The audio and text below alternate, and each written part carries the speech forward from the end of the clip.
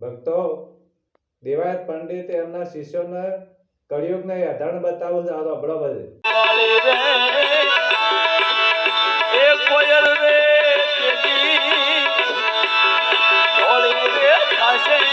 આ કાળી રે કોયલ તેદી દોડી થશે, એ સમય આવશે.